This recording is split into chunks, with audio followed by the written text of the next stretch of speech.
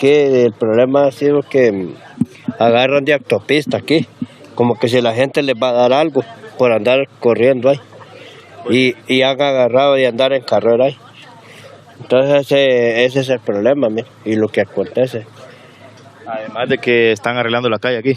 Sí, y fíjese que aquí, mire, aquí ha sido ese el problema, de que la gente le gusta andar corriendo exageradamente en los carros y en las motos.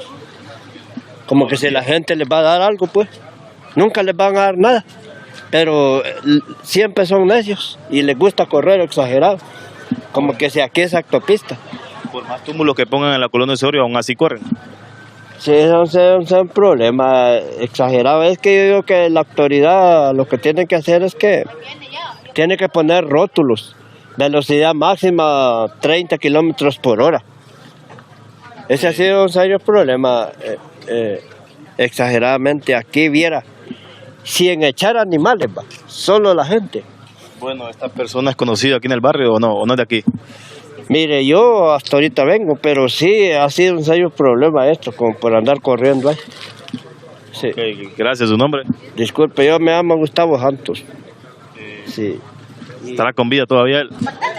Dios quiera que lo recupere y que Dios quiera que tenga salud y que lo revivan otra vez. Pero que sí, que tenga precauciones en ese caso porque... Bueno, él se encuentra con varias cervezas también ahí al lado. Pero no es autopista. Y fue fuerte porque de luego quedó ahí duro porque que fue fuerte el golpe. ¿A qué hora fue esto? Creo que fue como a las 8:30. O sea que lleva bastante tiempo ahí tirado.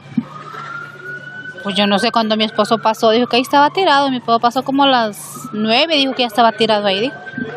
Tardó un poco la ambulancia en llegar, ¿verdad?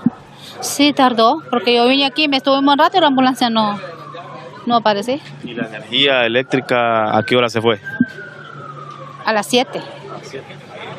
Bueno, este accidente fue producto de que no hay energía y también están arreglando la calle aquí en la Colonia Osorio. Sí, me imagino que fue por la energía, que él no lo miró. Sí, por la oscuridad.